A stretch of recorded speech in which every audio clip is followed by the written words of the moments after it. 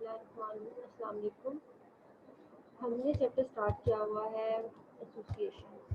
Association में मैंने आपको बताया था कि हमारा जब वेरिएबल ऑफ इंटरेस्ट क्वालिटेटिव हो जाए तो हम एसोसिएशन लगाते हैं, यानी किसी कैटेगरीज आ जाए तो हम एसोसिएशन पे जाते हैं। अगर वो सिंपल क्वांटिटेटिव वेरिएबल्स होंगे तो हम कोरिलेशन या रिलेशन के थ्रू से उनका रिलेशनशिप चेक करते हैं।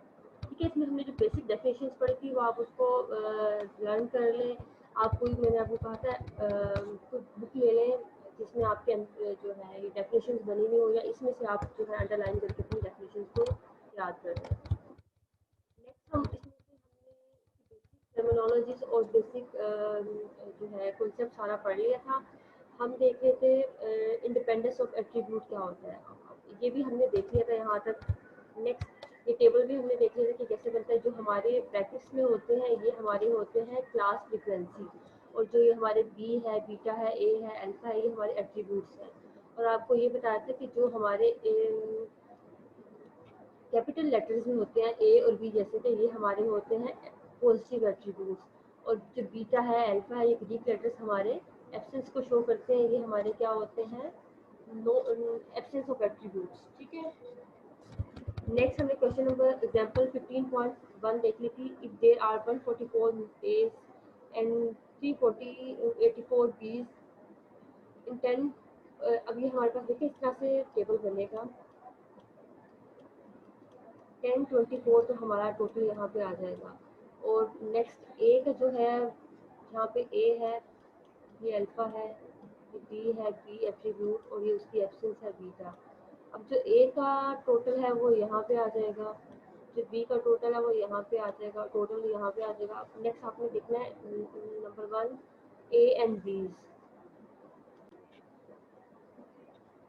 अब इसमें आपको बताया था कि ए भी आपने उन्होंने कहा कि अगर how many A and B, अब आपने ए भी फाइंड करना है तो आपके पास ए भी गिवन है, बी भी गिवन है, एन भी गिवन है। आपने इनको मल्टीप्लाई करना है, एन से डिवाइड करना है, आपके पास ए बी की वैल्यू आ जाएगी।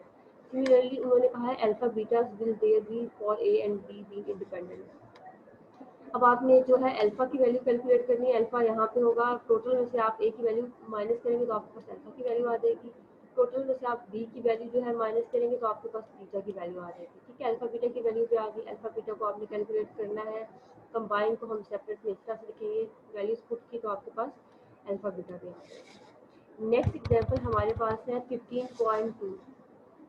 if there if the A's are 60s and B are 40s of the whole number of observation, what must be the percentage of A's and B's in order that we may conclude A and B are independent। अब A और B independent होते हैं तो इसका मतलब है कि इनके दरमियान में ये रिलेशनशिप एग्जिस्ट करता है। ठीक है, तो A B कंबाइन है वो सेपरेट में डिवाइड बाई n के इक्वल आएंगे। सबसे पहले तो हमने इसमें देख लिया हमारे पास 40 बीज है, तो इसका मतलब इन दोनों को जब हम ऐड करेंगे तो हमारे पास टोटल आ जाएगा n। ठीक है, n हमारे पास 100 आ गया, एज ये हैं, बीज ये हैं। अब नेक्स्ट इसके बाद हमने ए बी इंडिपेंडेंट शो करना है, तो हम ए की वैल्यू बी की वैल्यू इस तरह से पुट करेंगे तो हमारे पास कंबाइन होकर दोनों ए बी आ जाएंगे। There must be 24% A B's to justify the conclusion that A and B are independent। Independent तभी होंगे ना जब A B जो कंबाइन है वो भी 24 आए और इन दोनों का जो आंसर हमने कैलकुलेट किया वो भी 24 है, ये दोनों आपस में इक्वल हो। तो हम यहाँ पे कह सकते हैं 24% A B's to justify the conclusion A and B are independent। Next example 15.3, given the following data, find whether A and B are independent or associated। अब इंडिपेंडेंट और एसोसिएटेड आपको पता है, हमने जो है प्रीवियस चैप्टर में देखा था कोरिलेशन वाले में। अब इंडिपेंडेंट का मतलब होता है कि वो उनके दरमियान में ये आपस में इक्वल आ जाएंगे। ठीक है, और एसोसिएटेड का मतलब है कि उनके दरमियान में कोई रिलेशनशिप आ जाएगा कि वो पॉजिटिवली एसोसिएटेड है या नेगेटिवली एसोसिएटेड है, इस तरह से शो हो जाएगा। ठीक है, अच्छा जी, नेक्स्ट हम देख रहे हैं इसमें ए एन की वैल्यू गिवन है, ए बी और ए बी की वैल्यू गिवन है। हमने क्या करना है, सबसे पहले तो देखना है ये इंडिपेंडेंट है या नहीं। तो हम सबसे पहले ए बी हमारे पास ऑब्जर्व जो है वो वैल्यू भी गिवन है, और ए बी को हम दोनों को मल्टीप्लाई करके एन से डिवाइड करके हम ये भी कैलकुलेट कर लेते हैं और देखते हैं कि दोनों इक्वल आ गए। दोनों इक्वल है तो ए और बी क्या हो जाएंगे, यहाँ पे इंडिपेंडेंट हो जाएंगे। जब ये रिलेशनशिप एग्जिस्ट करेगा तो इसका मतलब है दोनों इंडिपेंडेंट है ए और बी। नेक्स्ट आपको ये है दरमियान वाली वैल्यूज गिवन है, ए बी अल्फा बीटा। ये देखिए हम ऊपर हमने भी ये टेबल लिखा था कि ये values A B A beta alpha B alpha beta, इस तरह से हमें ये दरमियान वाली वैल्यूज़ गिवन है और ये टोटल हम क्लास फ्रीक्वेंसी फाइंड कर लेंगे और ग्रैंड टोटल भी हम फाइंड कर लेंगे। ठीक है, नेक्स्ट हम नेक्स्ट जो है टेबल में कन्वर्ट कर दिया डाटा को, यहाँ से टोटल निकाल ली क्लास फ्रीक्वेंसी और टोटल। नेक्स्ट बात हमें देखना है कि ए और बी इंडिपेंडेंट है। ए बी का देखिए यहाँ पे रिजल्ट तो हमें 256 आया है। अब हम इस ए को इस बी क्लास फ्रीक्वेंसी ए को क्लास फ्रीक्वेंसी बी के साथ मल्टीप्लाई करेंगे, डिवाइडेड बाई एन करेंगे तो ये भी हमारे पास 256 आ गया। इस मीन ए और बी दोनों क्या है, इंडिपेंडेंट है। अब एसोसिएशन क्या होती है देखेंगे, एसोसिएशन क्या होती है इसको याद रखना आपने। Association of attributes, correlation of qualitative variable. अब बेसिकली अगर कोरिलेशन हमारे पास क्वांटिटेटिव वेरिएबल की होगी तो उसे उसको हम कोरिलेशन कहते हैं या जस्ट जो कोरिलेशन कहेंगे उसको, ठीक है। लेकिन ये यहाँ पे क्वालिटेटिव वेरिएबल की बात होगी तो इसको हम एट्रीब्यूट्स कहेंगे। अब two attributes A and B are said to be associated if they are not independent. अगर वो इंडिपेंडेंट नहीं है, इंडिपेंडेंट का मतलब तो ये है कि आपस में इक्वल आएंगे। अगर वो इंडिपेंडेंट नहीं है तो इसका मतलब है वो इक्वल नहीं होंगे एक दूसरे के। इट्स मीन या तो ग्रेटर देन होंगे या लेस देन होंगे, कोई भी उनके दरमियान होगा। एसोसिएशन ऑफ एट्रीब्यूट्स में भी क्लासिफाइड एज पॉजिटिव और नेगेटिव है, ठीक है। अब पॉजिटिव एसोसिएशन क्या होती है, अगर आपका जो ए बी है ये वाला, इसका आंसर इसको कैलकुलेट करके आता है, इससे बड़ा हो जाए तो ये क्या होगा, पॉजिटिवली एसोसिएटेड होंगे। अगर जो है आपके दो एट्रीब्यूट्स को मल्टीप्लाई करके आपका आंसर छोटा आ जाए ए बी कंबाइन से, तो इसका मतलब ये नेगेटिवली एसोसिएटेड होंगे। It should be noted this association does not imply independence. अब वो कह रहे हैं कि आपने याद रखना दिस एसोसिएशन का मतलब ये नहीं है कि वो इंडिपेंडेंट है, ठीक है, ये भी याद रखना आपने। Complete association and dissociation, there will be complete. अब आपने ये भी पढ़ा हुआ है, हमने जो कोरिलेशन पढ़ा था हमने डिफरेंट उसके पढ़े थे कि कोरिलेशन पॉजिटिव भी हो सकती है, नेगेटिव भी हो सकती है, नो कोरिलेशन भी हो सकती है, परफेक्ट भी हो सकती है। अब वो कहने के कंप्लीट या परफेक्ट एसोसिएशन भी होती है दो एट्रीब्यूट्स के दरमियान में if one of them occur without the other. अब ये है कि अगर दोनों आपस में ए और बी इक्वल हो जाए, ठीक है। नेक्स्ट के बाद हमारे पास ये कंप्लीट एसोसिएशन और या डिसएसोसिएशन जो है उनके आने के बता रहे हैं कि किन किन केसेस में आ सकते हैं। To the other may occur without the one. Next A less than B greater than B. अब there will be complete dissociation और परफेक्ट नेगेटिव एसोसिएशन क्या होता है between the two attributes A and B if none of A and B and none of alpha and beta, ठीक है। इसको भी आप अच्छी तरह से रीड कर लीजिएगा। नेक्स्ट हम कोएफिशिएंट ऑफ कोरिलेशन एसोसिएशन को बाद में देखते हैं, पहले एक्सरसाइज के क्वेश्चंस देखते हैं। एक्सरसाइज 15.1 क्वेश्चन नंबर 1 का बी पार्ट है। given the following ultimate class frequencies, आपको ultimate find the frequencies of the positive and negative classes। अब आपने पॉजिटिव क्लासेस और नेगेटिव क्लासेस की फाइंड करना है। इसमें आपने ए बी अल्फा बीटा की जो है वैल्यूज उनको निकालना है। दरमियान वाला टेबल की वैल्यूज गिवन है, साइड्स वाली जो फ्रीक्वेंसीज होती है वो फाइंड करनी है and the whole number of observation, और आपने whole number of observation N calculate करना है, ठीक है। इसको ये फर्स्ट क्वेश्चन है आपका, तो इसलिए इसको मैंने यहाँ पे आपकी जो है फिजिबिलिटी के लिए करके दिखा दिया कि आपकी जो दरमियान वाली वैल्यूज जो थी उन्होंने गिवन अल्फा ए बी, ठीक है। ये ए बी की वैल्यू आ जाएगी, ए बीटा की आ जाएगी, यहाँ पे आ जाएगी अल्फा और ये बी की वैल्यू, फिर ये हो जाएगी अल्फा बीटा। सारी वैल्यूज आपको गिवन है, आपने इनका टोटल करते जाना है। ये देखें, इन दोनों को टोटल करेंगे तो आपका ए आ जाएगा जो क्लास फ्रीक्वेंसी, इन दोनों को टोटल करेंगे तो अल्फा की वैल्यू आ जाएगी, इन दोनों को टोटल करेंगे तो बी की वैल्यू आ जाएगी, इन दोनों को करेंगे तो बीटा की, और इन दोनों को टोटल करेंगे तो आपका ग्रैंड टोटल, इन दोनों को करेंगे तो ग्रैंड टोटल आ जाएगा, ठीक है। ये आपके पास क्वेश्चन नंबर 1 का बी पार्ट है कि आपने इसको टेबल की फॉर्म में लिखकर बता देना कि ऐसे इसके ग्रैंड टोटल्स आते हैं।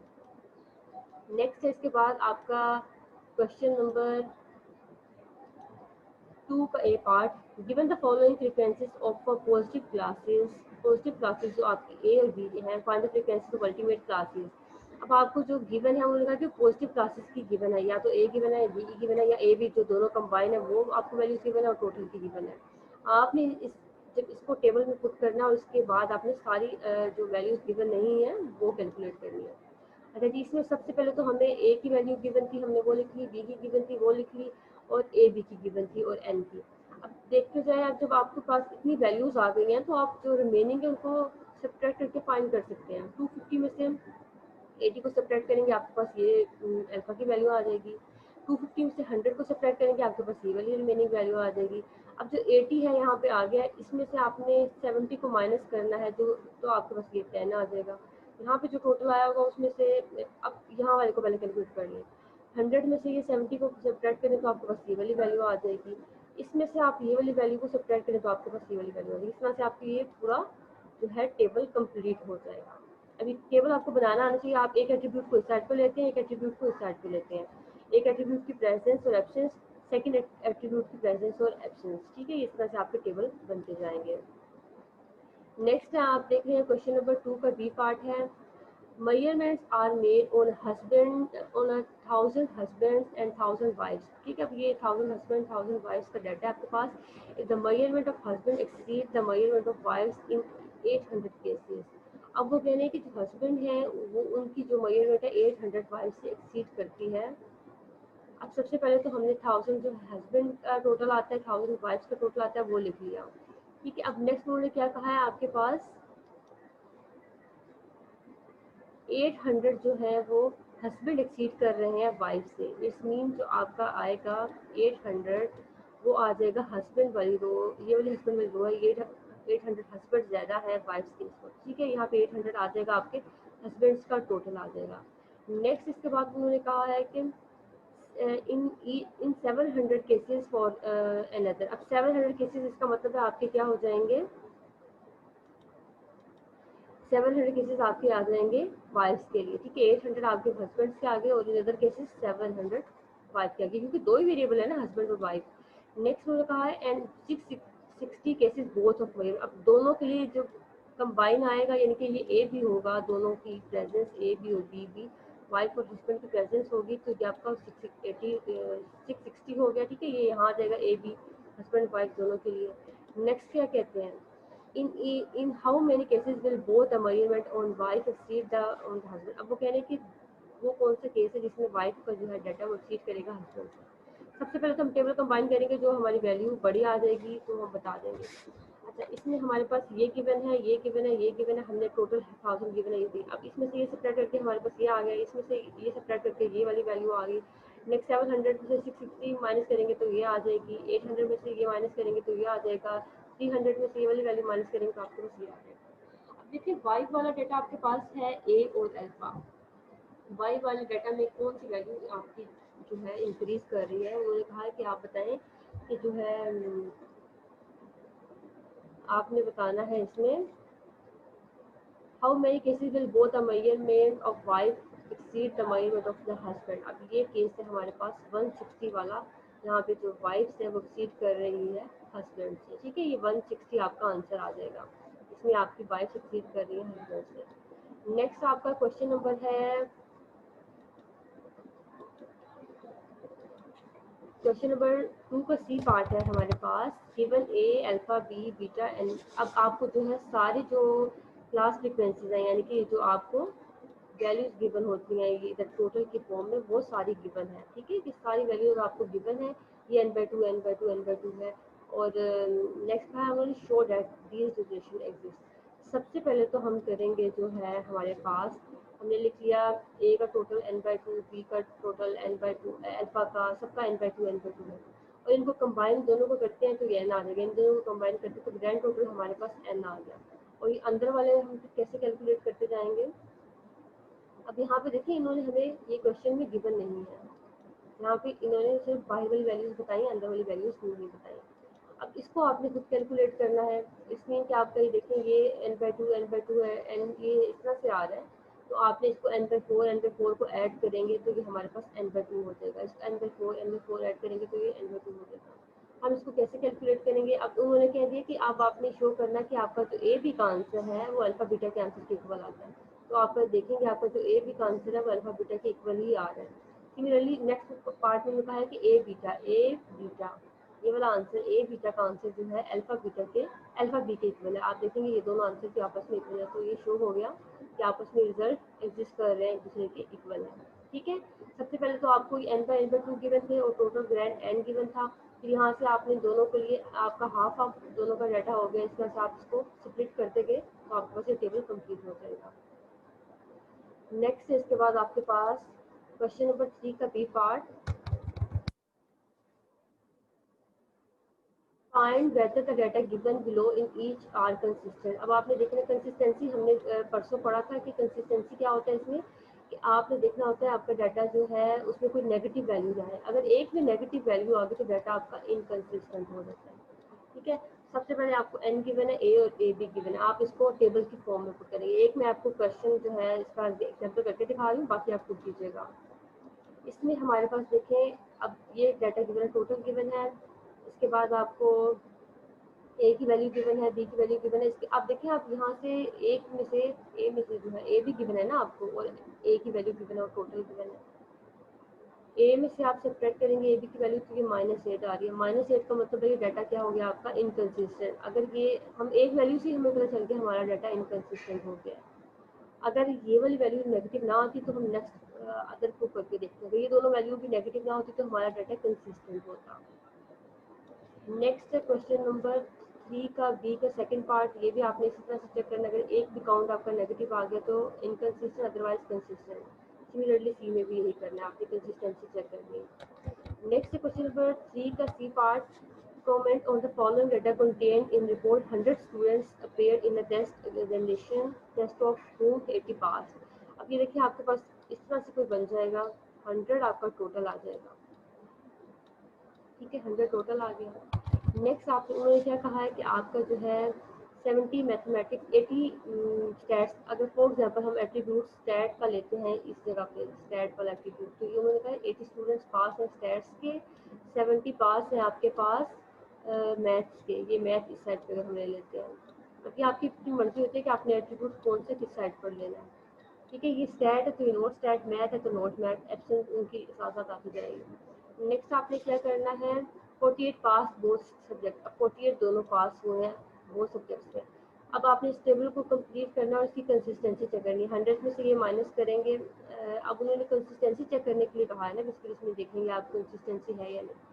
100 में से ये माइनस करेंगे 30 आ जाएगा, 80 में से ये माइनस करेंगे, यहाँ पे एक वैल्यू आ जाएगी, इसमें से ये वैल्यू माइनस करेंगे, यहाँ पे आपस में वैल्यूज को सब्ट्रैक्ट ऐड करते जाएंगे। तो आप देखेंगे अगर कोई एक वैल्यू भी नेगेटिव आ गई आपके काउंट डाटा में तो आप कह देंगे इनकंसिस्टेंट। नेक्स्ट है क्वेश्चन नंबर 4 का B part. There is 240 A's and 270 B's in 600 observation. Similarly इसमें भी ऐसा ही होगा कि आपके पास एक इस तरह से बनेगा, 600 आपका टोटल यहाँ पे आ जाएगा। अब आपकी मर्जी, आपने ए साइड पे लेना है या बी साइड पे लेना है, जिस साइड पे जो लेना होगा। आपके पास एक साइड पे ए का टोटल आ जाएगा, एक साइड पे बी का टोटल आ जाएगा। But would be the A B of if they are independent. फिर इसके बाद आपके पास ए और बी का टोटल तो आ गया और ये एन भी आ गया। आपने ए और बी की वैल्यू निकाल कर बतानी है कि इंडिपेंडेंट है या नहीं। अब ये आप दोनों को क्या करेंगे, आप इसके लिए ए बी इस तरह से इंडिपेंडेंस शो करने के लिए, जैसे देखिए आपने एग्जाम्पल में दिया हुआ है यहाँ पे, ये इस तरह से करेंगे। आपको ए बी का डाटा और एन का गिवन है और ए बी आप कैलकुलेट कर लेंगे। ठीक है, ए की वैल्यू पुट करेंगे, बी की पुट करेंगे, एन की पुट करेंगे, आपके पास ये ए बी कैलकुलेट होकर आ जाएगा। नेक्स्ट है इसके बाद क्वेश्चन नंबर 4 का C part. If 60s and 70s, अब ये देखिए बिल्कुल एग्जाम्पल की तरह हमने एग्जाम्पल में ऐसे किया अभी। Of whole number of observation what must be the percentage of A B. Similarly बिल्कुल एग्जाम्पल की तरह है, आपने ए और बी को इंडिपेंडेंट बताना है। आपके पास ए गिवन है, बी गिवन है, एंड आप दोनों का टोटल कर लेंगे, वो आ जाएगा। दोनों को मल्टीप्लाई करेंगे, 100 से डिवाइड करेंगे टोटल से, तो आपके पास ए बी का रिजल्ट आ जाएगा 24%। ये बिल्कुल सेम एग्जाम्पल की तरह है। नेक्स्ट है क्वेश्चन नंबर 5 का ए पार्ट, तो आपका जो है थ्योरेटिकल है। B part, given the following data, determine the nature of association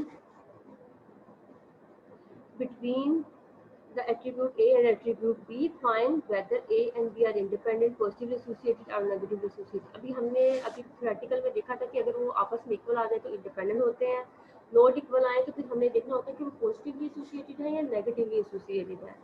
अब पॉजिटिवली एसोसिएटेड और नेगेटिवली एसोसिएटेड में भी हमने ये देखा था कि अगर ये वैल्यू ए बी वैल्यू बड़ी हो जाए इससे तो फिर ये पॉजिटिवली एसोसिएटेड, अगर ए बी की वैल्यू छोटी हो जाए इससे तो फिर ये नेगेटिवली एसोसिएटेड होंगे।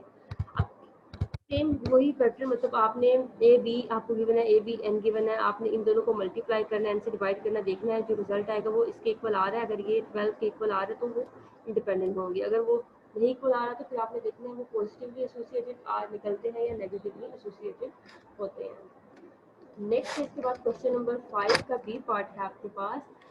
उसमें भी सेम यही करना, आपको ए बी गिवन है, आप ये चारों पुट करके अपना जो है टेबल बनाएंगे। उसमें आपने जब टेबल बन जाएगा तो उसमें आपने ए कैलकुलेट करना है, अल्फा का टोटल करना है, बी का टोटल, बीटा का टोटल और ये ग्रैंड टोटल, और ये वैल्यूज आपको गिवन थी। अब यहाँ से आपने इन दोनों को मल्टीप्लाई करना है, एन से डिवाइड करना है, तो देखना है ये आंसर ए बी के इक्वल आ रहा है या नहीं। अगर आ रहा है तो इंडिपेंडेंट है, अगर नहीं आ रहा है तो देखना है पॉजिटिव एसोसिएटेड है या नेगेटिव। सिमिलरली सी पार्ट में भी आपने ऐसे ही चेक करना है। नेक्स्ट क्वेश्चन नंबर 6 जो है आपका वो बेसिकली थ्योरेटिकल है। एट्रीब्यूट वेरिएबल की डेफिनेशन और एसोसिएशन कोरिलेशन में डिफरेंस क्या होता है, ये क्वांटिटेटिव वेरिएबल का रिलेशनशिप, ये क्वालिटेटिव वेरिएबल का रिलेशनशिप, पॉजिटिव एसोसिएशन क्या होता है, नेगेटिव एसोसिएशन क्या होता है, ये भी हमने भी देखे हैं कि ए बी का आंसर अगर ग्रेटर हो जाए तो वो पॉजिटिव, अगर लेस हो जाए तो नेगेटिव एसोसिएशन। एट्रीब्यूट और वेरिएबल क्या होता है, ये डिफरेंस आपने याद रखने हैं, ये आप सबके शॉर्ट क्वेश्चंस में पूछे जा सकते हैं। क्वेश्चन नंबर 7 बेसिकली हमारा है coefficient correlation, coefficient of association. इसको पहले इसकी हम थ्योरेटिकल देख लें इसका और एक एग्जांपल। कोफिशिएंट ऑफ एसोसिएशन हमारे पास क्या होता है, ठीक है। अभी हमने कोफिशिएंट ऑफ कोरिलेशन पढ़ा था, अभी आपको पता होगा, जिसमें हमारे पास आर होता था वो, और आर की जो है रेंज होती थी -1 से +1 के दरमियान में, और -1 हमें शो करता था परफेक्ट नेगेटिव कोरिलेशन और परफेक्ट पॉजिटिव कोरिलेशन, और 0 जो दरमियान में वैल्यू आती थी वो नो रिलेशनशिप या नो एसोसिएशन, ठीक है। अब आपको मैंने स्ट्रॉन्ग एसोसिएशन और जो मॉडरेट और वीक की बताई थी वैल्यूज कौन कौन सी क्या शो करती है, वो आपको पता होनी चाहिए। आपसे वाइवा में भी पूछ सकते हैं, एमसीक्यूज में भी, शॉर्ट क्वेश्चंस में भी, और लॉन्ग क्वेश्चन में भी कभी आपको कंडीशंस बता के कहेंगे इसको एक्सप्लेन करें, ठीक है। वो आपको पता होनी चाहिए। जब भी आप को क्वेश्चन आता है तो आप उसको ज़रूर बताइएगा कि ये, फॉर एग्जांपल अगर आर की वैल्यू आपके पास आ जाती है 0.75, तो आप इसको बताएंगे कि ये हमारे पास क्या है relationship, approximately moderate strong relationship की साइड पे जा रहा है हमारा रिलेशनशिप, ठीक है, आपने बताना होता है। नेक्स्ट है कोफिशिएंट ऑफ एसोसिएशन में हमारे पास the strength of association between two attributes A and B are known to be coefficient of association. लेकिन जिस तरह हमने रिग्रेशन में तो देखा था कि इनके दरमियान में रिलेशनशिप चेक कर सकते हैं, लेकिन उसकी स्ट्रेंथ हमें किसने बताई थी, कोरिलेशन से। सिमिलरली यहाँ पे भी कोफिशिएंट ऑफ एसोसिएशन हमें बताएगा कि इसकी स्ट्रेंथ क्या है, ये परफेक्ट है, नेगेटिव है, ये परफेक्ट नेगेटिव है, परफेक्ट पॉजिटिव है, स्ट्रॉन्ग है, वीक है, इसकी स्ट्रेंथ क्या है, ठीक है। Between two attributes A and B are known to be coefficient of association। अब ये योल्स coefficient of association का फार्मूला है, इसको Q से डिनोट करते हैं हम। अब देखें इसको कैसे लिखते हैं, A B alpha beta minus A beta alpha beta, इसको नेगेटिव साइन के साथ लिखेंगे, सेम वही चीज़ें चारों पॉजिटिव साइन के साथ। अब ये आता कैसे है, देखिए ये आपके पास टेबल है ना, ए बी को आपने मल्टीप्लाई किया अल्फा बीटा से, एक तो आपकी ये क्रॉस मल्टीप्लिकेशन होगी, ये यहाँ पे लिख दिया। नेक्स्ट इन दोनों को क्रॉस मल्टीप्लाई करके फिर यहाँ पे माइनस के साथ लिख दिया, फिर जो ऊपर आंसर आएगा तो उसको एज लिखकर पॉजिटिव साइन के साथ लिख दिया, और दोनों को कैलकुलेट किया, आपके पास रिजल्ट आ जाएगा। अब वो कह रहे हैं कि अगर इसकी रेंज भी -1 से 1 के दरमियान में लाई करते हैं, याद रखिएगा। नेक्स्ट अगर वो कहते हैं क्यू की वैल्यू 0 हो जाए तो वो क्या शो करता है, इंडिपेंडेंट, कोई एसोसिएशन नहीं है। क्यू की वैल्यू 1 हो जाए तो इसका मतलब कम्प्लीटली एसोसिएटेड है। क्यू की वैल्यू -1 हो जाए तो इसका मतलब कम्प्लीटली डिसोसिएटेड है, यानी कि नेगेटिवली एसोसिएटेड है। अब एक एग्जांपल देखते हैं, 15.4 एग्जांपल है आपके पास। ए बी की वैल्यू गिवन है, अल्फा बीटा की वैल्यू गिवन है, अल्फा बी की, ए बीटा की और अल्फा बीटा की, इन चारों को हम अपने टेबल में पुट करेंगे, यहाँ से हम अपनी क्लास फ्रीक्वेंसीज के टोटल निकाल लेंगे, ठीक है। ये हमारे टोटल आगे कंटीजेंसी टेबल में पुट करने के बाद तो हमने देखना ये इंडिपेंडेंट है या नहीं है, ठीक है। ये एसोसिएशन हमने डिस्कस करनी है। और एसोसिएशन के लिए हमारे पास जो बेसिकली यहाँ पे इन्होंने कहा है कि आपने कोफिशिएंट ऑफ एसोसिएशन का मेंशन नहीं किया, बस डिस्कस एसोसिएशन। आप जो है ए बी आपको गिवन होगा, ए बी ओवर एन आपने कैलकुलेट कर लिया, ऑब्जर्व गिवन था, एक्सपेक्टेड आपने फाइंड कर लिया। याद रखना आपने ऑब्जर्व आपको हमेशा क्वेश्चन में गिवन होता है, एक्सपेक्टेड आपने फाइंड करनी होती है चीज़ें। एक्सपेक्टेड आपने फाइंड किया तो आप देख रहे हैं कि जो ए बी है वो इससे जो है ये आ रहा है 110 और ये आ रहा है 80, ये बड़ा है इससे, इसका मतलब ये पॉजिटिवली एसोसिएटेड है। अब यहाँ पे उन्होंने कोफिशिएंट ऑफ कोरिलेशन एसोसिएशन नहीं कहा था, जस्ट कहा था एसोसिएशन डिस्कस करें कि इनके दरमियान में एसोसिएशन है भी या नहीं। तो हमने देखा इनके दरमियान में एसोसिएशन है और पॉजिटिवली एसोसिएटेड है। नेक्स्ट एग्जाम्पल है आपके पास 15.5 1660 candidates appeared for a competitive examination and 422 successful.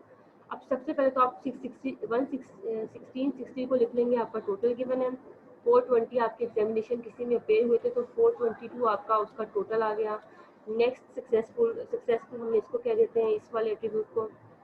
And attend इसको क्या देते हैं, जो कोचिंग अटेंड कर रहे हैं। Class and 150 came out of successful. अब इसमें से जो 422 है उसमें से कोचिंग अटेंड की उन्होंने और सक्सेसफुल हुए हैं 150, ये दोनों चीज़ें कंबाइंड प्रेजेंस आ गई, ए की और बी की यहाँ पे आ गया।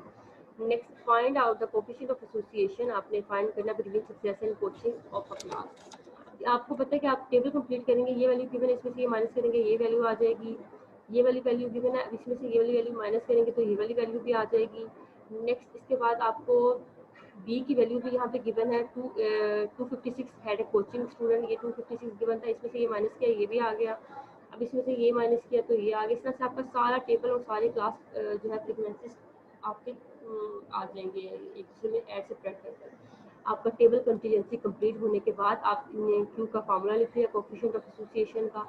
इसमें आप वैल्यूज पुट करते कि इन दोनों को मल्टीप्लाई किया तो आप ये आ गया, इन दोनों को मल्टीप्लाई किया तो ये वाली वैल्यू आ गई। ये माइनस के साथ लिखनी है, याद रखना ऊपर माइनस के साथ नीचे ऐड, ऊपर सब्ट्रैक्शन नीचे एडिशन।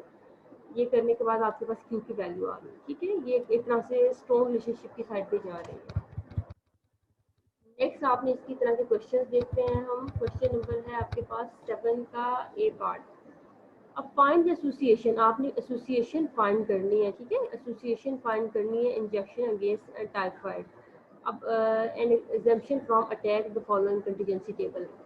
अब इसमें आपको अटैक और नॉट अटैक यानी कि किसी चीज़ की प्रेजेंस एब्सेंस, अब उसके बाद जो है इंजेक्शन आपको इन इनोकुलेटेड किया या नॉट इनोकुलेटेड किया, ये भी आपकी प्रेजेंस एब्सेंस आ गई।